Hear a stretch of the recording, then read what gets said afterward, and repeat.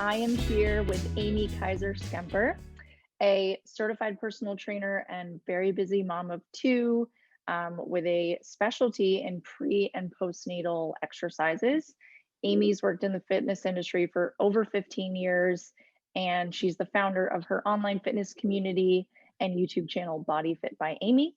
Amy got her start working in gyms and then realized she had a larger mission to make fitness accessible for everyone. And now her BodyFit community has over 500,000 subscribers around the world. So welcome, Amy. Thank you. Thanks for having me. I'm so excited to have you. I think it's important to mention, well, first of all, you're one of our longest standing partners with WayBetter way back in the day when we were just the Diet Bet app. Right. And when we launched the WayBetter app, your games were like the first ones I was playing at the very Yay. beginning of quarantine. And it did show me I could get a workout in my apartment. At the time, I was in New York City in a much smaller space. And Yeah. I had to move my coffee table out of the way every time.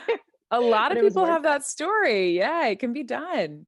So, Amy, you have a really cool story of kind of how you got started and where you ended up. But let's go back to the beginning. So, what Mhm. got you started working in gyms in the first place? Went away to college. Like so many people, I gained the freshman 15, which then, I just was, it's so funny. I was just researching for, a project on the role of stress. And really the thought behind that weight gain is not what we typically think, which is freshmen like drinking beer and eating pizza Right. and staying up all hours or that. It's more the stress component of being a Mhm. freshman in college.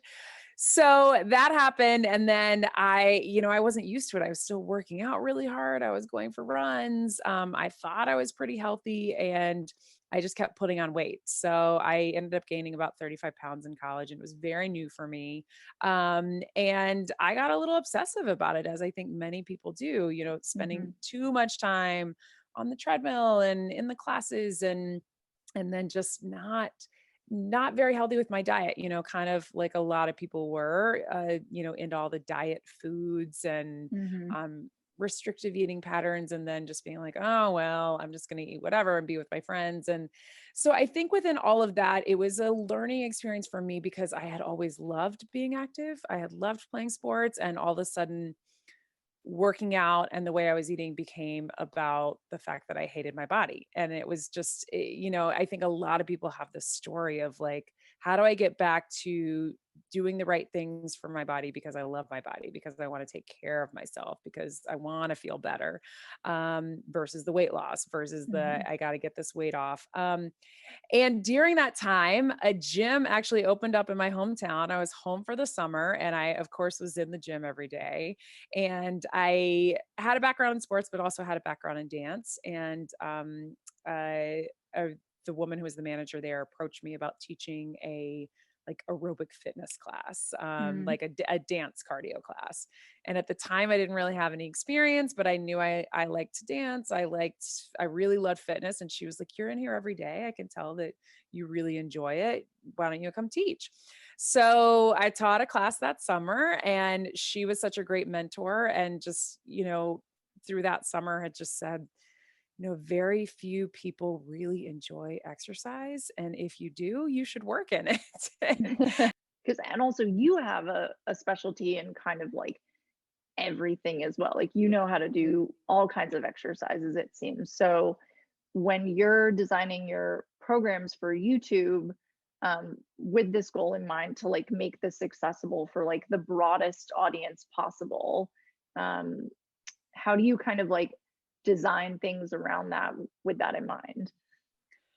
I think when we get certified as instructors, at least, through my training, which a lot of people have a similar certification or similar background, we're always taught as fitness professionals to provide options, to provide modifications, but not everybody does in their workouts. Hmm. And I have a beginner playlist on my channel, as well as just several low impact that are low impact but low impact hit or low impact kickboxing, things that you don't necessarily associate. And then in every single one of my workouts, I always give options. I always give Yeah. modifications because my goal is to make everybody feel successful.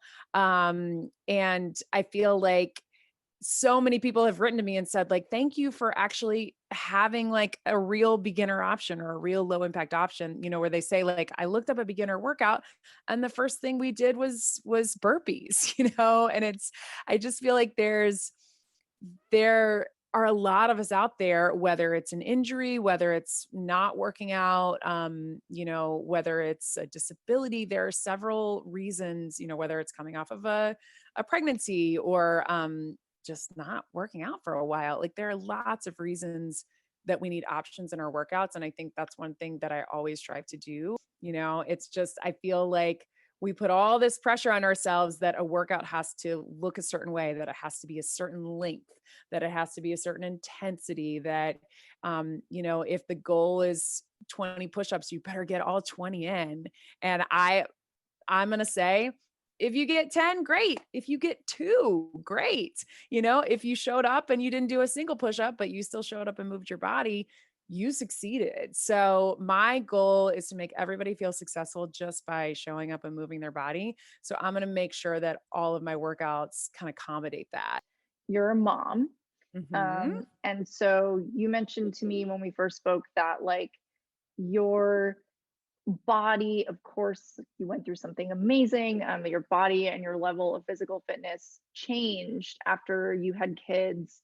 And so you started to like adjust your routines and the way that you worked out and all of that to like match the new phase in your life. And Mhm. so what did you notice kind of start to change, and how did you adapt after giving birth to your beautiful children? Yeah, I think in the postpartum period, I had two very different pregnancies, very different births. My first was a C-section. And with my second, I had what is very common, what's called diastasis recti, which is abdominal separation. Mhm. So both times I always envisioned that I would, be that person that jumps right back into exercise. And it's like, and is really excited to get back into exercise. And both times I think I realized I wasn't one, the level of exhaustion, the level of just like you're physically exhausted, you're mentally exhausted. Breastfeeding was really hard for me. There was just so many other factors that I realized had played into that. The flip side is it made exercise even more important to my Mhm. mental health, but I wasn't motivated to get back working out. So I had to kind of wrestle with that because I had always, again, always been that person that loved working out. And then also just recognizing that no matter what kind of delivery you have, even if you have just a very, typical, uncomplicated vaginal delivery, everything is fine, you recover quickly. Your body still goes through trauma during Mhm. pregnancy and during labor and delivery. And so you have to give yourself that grace of like, I'm recovering, I'm healing. We talk about this a lot in the prenatal, postnatal world of like, somebody goes through a knee surgery or any type of surgery, a shoulder surgery, they go right into physical therapy. They're told to rest. There's like a very specific plan. You have a baby, and all of a sudden it becomes all about the baby. And there's one follow up appointment for most of us. Some people don't even get that. Um, and really no guidance. So recognizing that you need to heal and recognizing that's going to be hard because you have a baby to take care of. Yeah. Not only is it like you're going through the major physical event, but then you have someone else to take care of. So you can't really just be like, well, I'm just going to rest. But recognizing that your body needs that too, and that you need to be specific about your recovery. So I think the prenatal, postnatal fitness world has gradually, and physical therapists as well along the way have helped with this of putting the information out there. And again, when people are able to get their information from Instagram and from social media to be like, and from YouTube of like, we have to take this slow. You can't jump right back into your planks and your crunches and your, you know, high impact stuff, like you can eventually, you'll get there, but you Mhm. have to treat it like you're recovering. You have to be really specific on how you heal your core and how you reconnect, because so much has changed. I mean, even if you were in my first pregnancy, I worked out until the day before I delivered. And it's even if you have that, you still have the time off, and then your body still goes through this major event. So I think recognizing sort of the physical side of it beyond the, oh, I'm somebody who likes to work out, so I'm going to jump right back into it. I'm on a mission to get rid of the terms that get used a lot, like get your body back or your pre-baby body. Like, why would I want to get my pre-baby body? I understand the sentiment behind it, but I don't have my pre-baby life. So, and also my body has changed.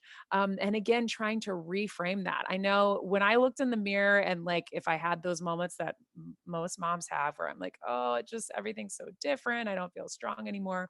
I would then, like, if they weren't sleeping, I would grab my baby or, either of my kids and be like, okay, let's look in the mirror together. Cause then you remember, like, oh, I'm so strong. Look what I did. Look what I made.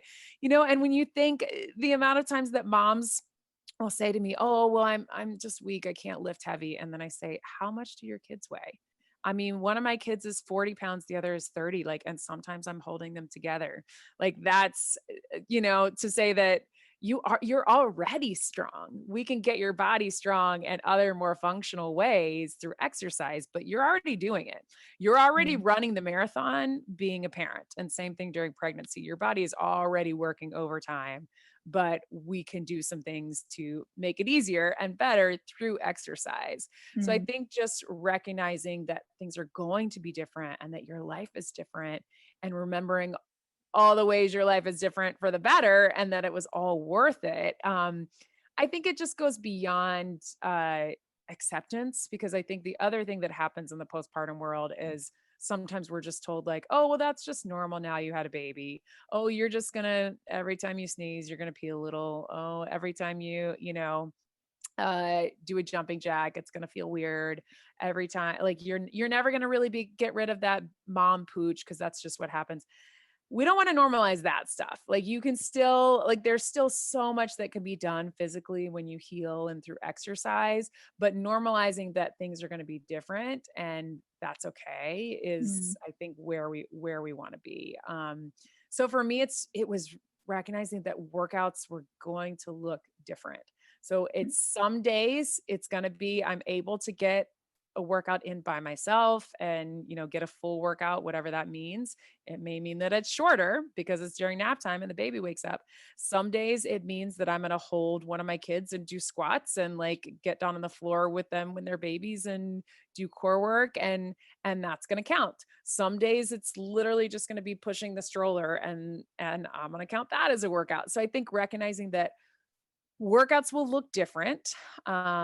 If you can find the time to yourself, it's very important. But if you can't, you just got to work it in. I used to put my oldest in the high chair and I would just do workouts and just count to him. And I was like, oh, it's educational, I'm going to count to him. Or I would sing songs and he would just laugh. Like, it was never very long, but it was, you can find ways to interact with them. You can find ways to get them involved.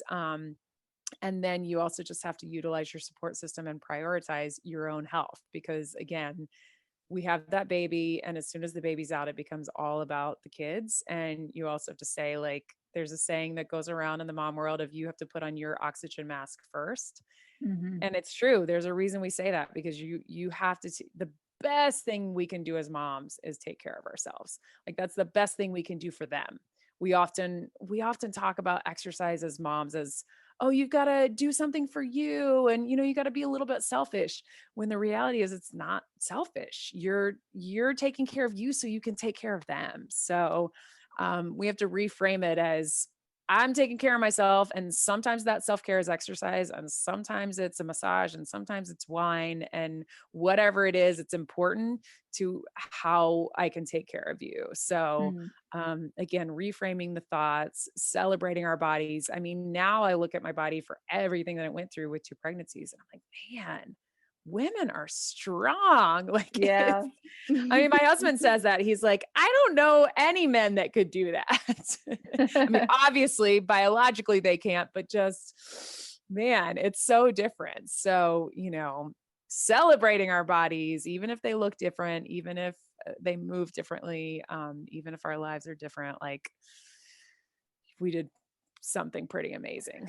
Yeah, So, I don't have any kids, but I have watched many family members and friends around me go through pregnancy, and I'm just in awe. It's so yeah. beautiful. The things that women's bodies are capable of, it's just unbelievable. It's so cool to see. And yeah, I I was thinking about my nephew when you said like you hold both of your kids at once. So I have a 2-year-old nephew, and Oh, I don't know how many pounds he is now. If I guess, yeah. I'd probably be wrong.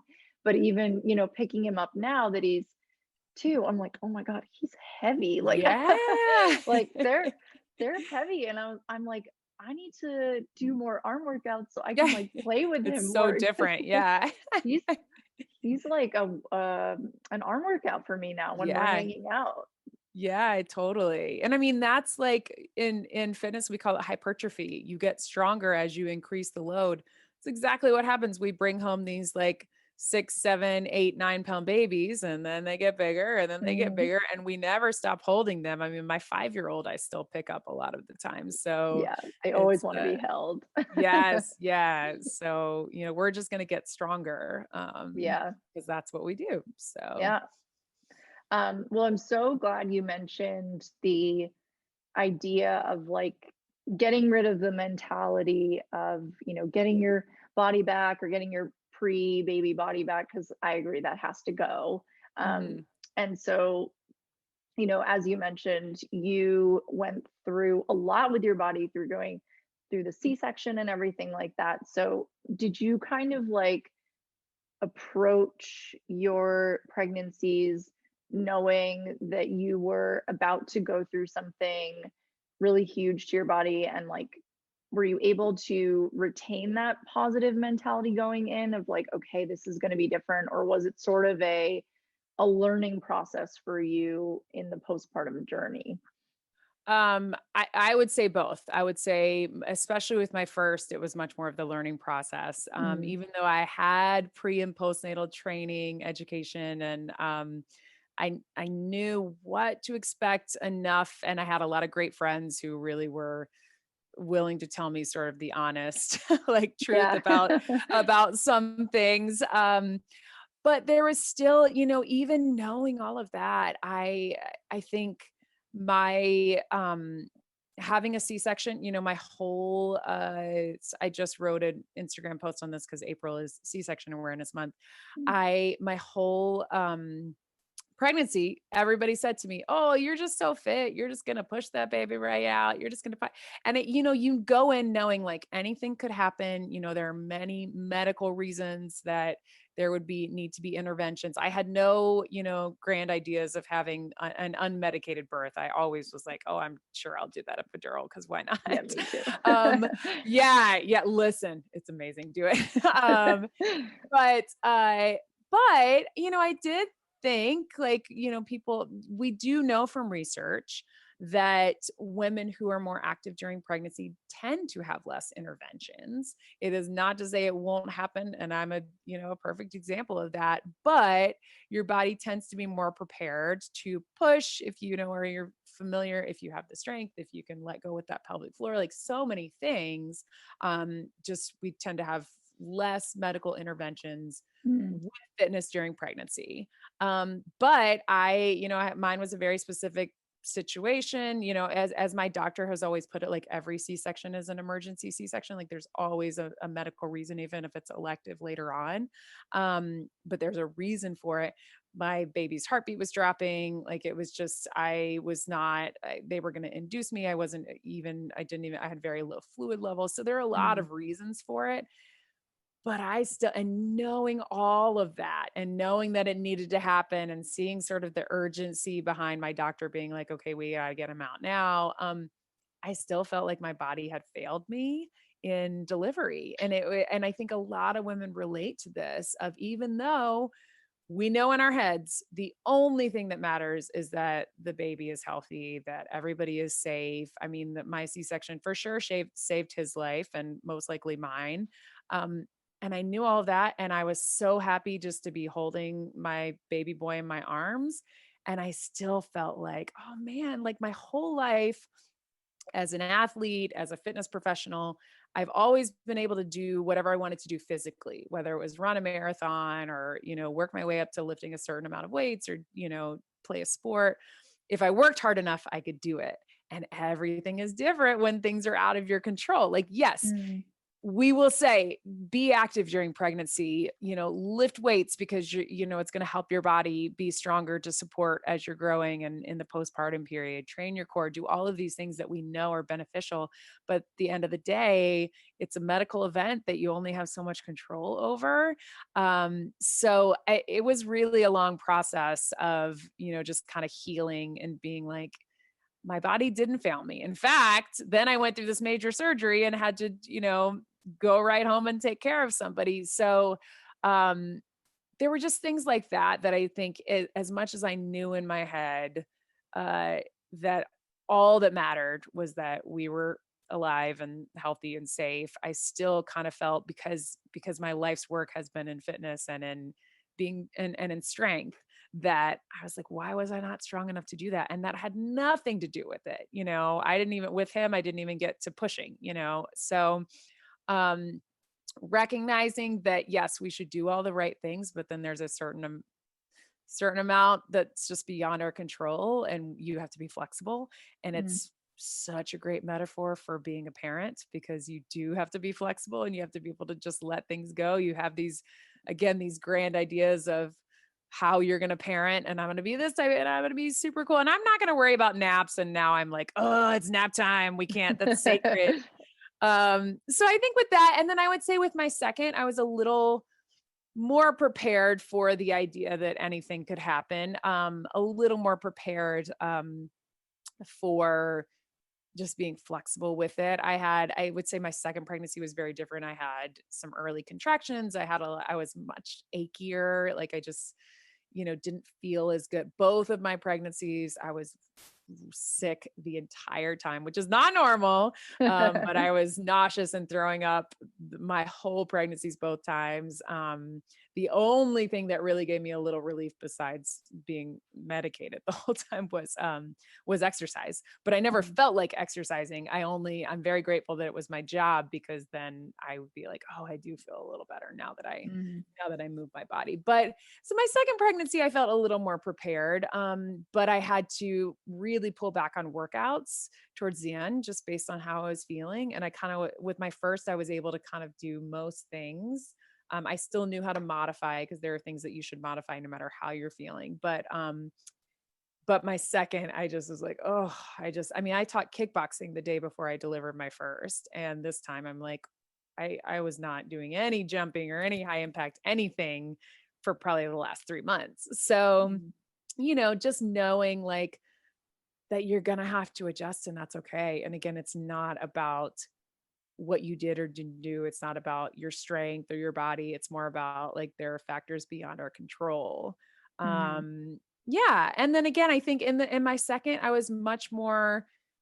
I gave myself more grace. I ended up being able to have a VBAC, vaginal birth after cesarean. I was very lucky with that. I didn't think that I would. yeah.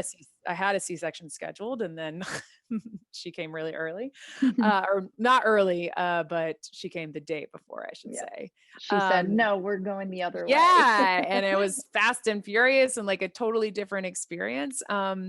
But I was able to give myself more of that grace of like, okay, I didn't start working out until about 12 weeks when I was cleared at 6. So just knowing like, okay, this is different. I'm going to take my time. I'm not going to feel rushed. But it was a process. And I should also add that between those two pregnancies, when my son was 2 months old, I already had a lot of education and training in pre and postnatal fitness, but I wanted to know more. And so I went back to graduate school, which now that I Mm. think about it, I'm like, I had a newborn. That was kind of a crazy decision. But So I went and got between the two babies, I got my master's degree in exercise science just because I was like, there's just so much more to learn. And I think that's another thing for everybody to recognize in sort of the broader health and wellness world is that things are always changing. Research is always changing. We have to stay on top of that. Um, and I did most of my research in pre and postnatal fitness in graduate school Mm, because that's the phase of life I was in. But um, yeah, so I feel like there was a lot of learning between the two babies. I think most moms would say that the second is a little easier in the sense that you have a little bit of an idea of what to expect, mhm. but it still is all of it is a roller coaster and you just have to Yeah, be along for the ride. yeah, the whole thing. Yes, it is. Um, so, you now have so much knowledge about what moms go through in terms of like your own experience from having two kids, your degree in the science fitness, and especially like the pre and postnatal stuff. And so, and then there's this whole component for new moms of, as you were talking about earlier, like finding the time to prioritize their own health and fitness again, especially when you have a newborn. And so, Mhm. if you had like to give one piece of advice, if you could, to a new mom who wants to get into their fitness journey or is getting back into it, what's kind of the thing that you would say to them to help them like find their success in that? Whew, so many things. I know. I mean, I think my biggest piece of advice would be to start slow and small, to start slow because your body, even if it's been, this is always, once postpartum, always postpartum. So even if it's been a couple years since you've had your baby or several years, if you haven't gotten back into fitness, you still need to start slow. You still need to sort of retrain your core because everything has been pushed out because of the baby. And then our body compensates and our alignment gets off. Like there's so many things. So even if it's been, whether it's been weeks or it's been years since you had your baby, you do want to start slow and start small. Don't put the pressure on yourself to get a 30-minute workout the first day or the first week. If that's what you want to work yourself up to, go for it. Mhm. But in the beginning, give yourself 10 minutes and see how it feels.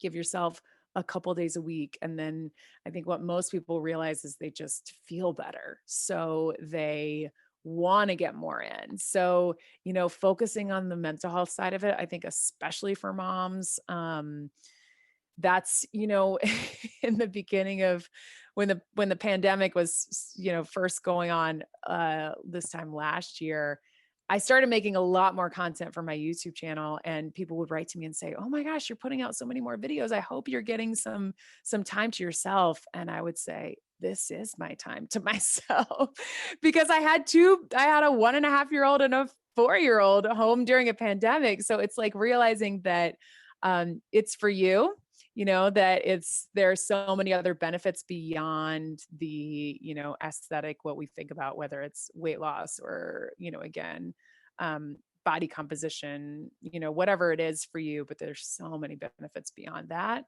Um, and then I would say, remind yourself that it's for you and it's for them. It's for the people you love. You're taking care of you because you want to be the healthiest, happiest version of yourself for your kids. I have to Mm. remind myself if I'm having a tough day, and my husband will sometimes say, "I think you should go work out." Because I know I'm gonna feel better. And we don't feel like we have the energy, but we get the energy. That's the other thing to Mhm. remember is that give yourself 5 minutes, start slow and small, see how you feel and go from there. And don't put the pressure on you know, for it to look like anything specific in the beginning, you know? Yeah. That advice sounds very similar to what you were saying earlier about just like anyone trying to make fitness Yeah. work for them or get back Yes. on it wherever they Yeah. are in a journey. Yeah, yeah, yeah. The other thing that I say all the time in my videos is be where you are today. And that might mean that where you are is when the rest of us are doing the push-ups, you're taking a break on the mat. That might mean that you get 5 minutes in and you're not feeling it. And it might just mean that where you are was feeling really energized and, adding another workout or, but like honoring our bodies to know that like it's okay for me to be where I am in this moment, and not feel like I have to force it to be something else. Hmm. You're not going to feel 100% every day in your workouts or in life. So honoring that, and be where you are today. If you had planned to do a 30-minute hit workout, but you'd rather do some yoga, go for it. There's just so if be where you are today can be, you know, eating ice cream instead of, I feel like it's weird for people to hear a trainer say that, but I'm like, again, I think it's about finding the balance and honoring your body. And sometimes that's honoring the food cravings, and sometimes that's taking a break, and sometimes that's sleeping.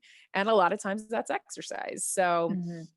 finding yeah, I think that's great advice for everybody because again, all or nothing thinking rarely works. Right. Yeah. Yes. The biggest takeaway, you can have the ice cream. I'm just kidding, but Yes, right, I right. love If ice if you cream. hear one thing from One this thing on this podcast, fitness podcast, it is eat yes, eat ice the cream. ice cream. Well, I'll definitely take that advice because I happen to love ice cream. It's like one of Me too. my vices, but Yes. especially now that the Yeah. weather's getting warmer, I'm like, time. Yeah. Yep. Eat the ice cream and then do the workout. Right.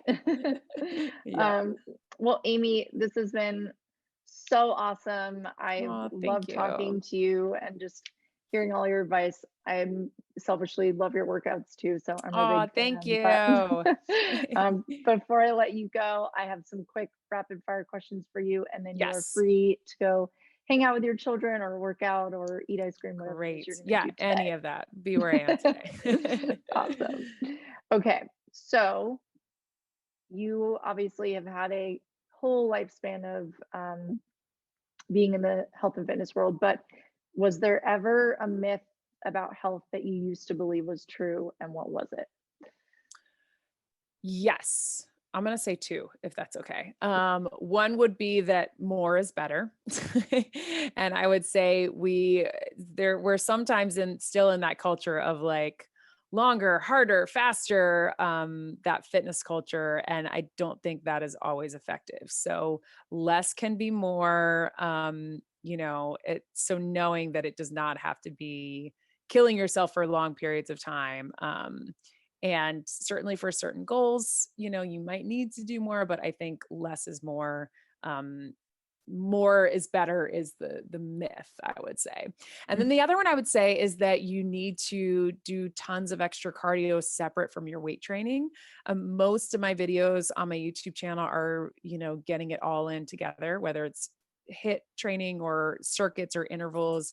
You can get your cardio training, the things we typically think about, sort of fat burning and calorie burning and getting our heart rates up. You can do that with strength training. And in fact, the science behind it, when you're lifting something heavy, you're using more energy to do that. So, of course, I always say heavier weights burn more calories. So, this is why so many of my workouts are it's sort of in that 20 to 30-minute range. You can get it all in one workout. So I think years ago, I certainly believe this where I thought, well, this day I'm going to lift weights and on these other days I'm going to spend 45 minutes on the treadmill. mhm. And that is a myth. You can get it all in together, and I think for most of us for our schedules, that's what we need. So Yeah, that's the other one. that's very good advice. Well, that is a good segue into my second question, which is what is your favorite exercise move and why?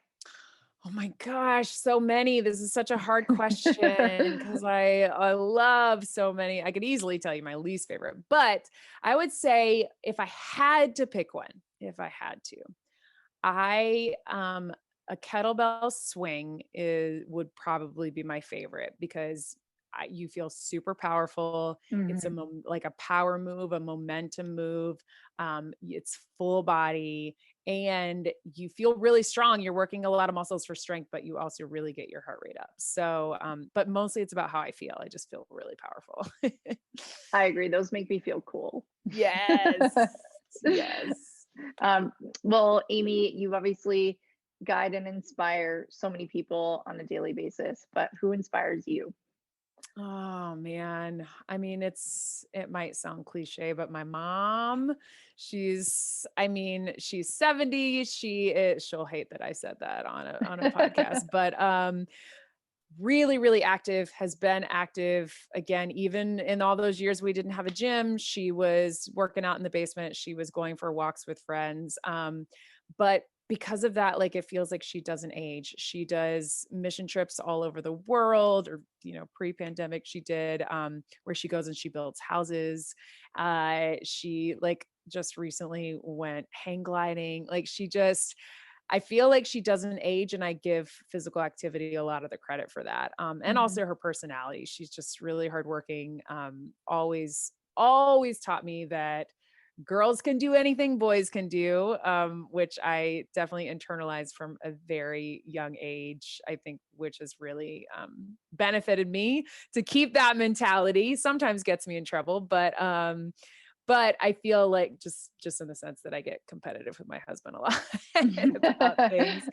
But yeah, just like the example of a strong woman who works hard and loves others and cares about people. And she's been an educator her whole life, and now even in retirement she's always, serving other people and just staying really active in the process. So it's what I want my kids to see, and what I hope that they see in me. So yeah, my mama.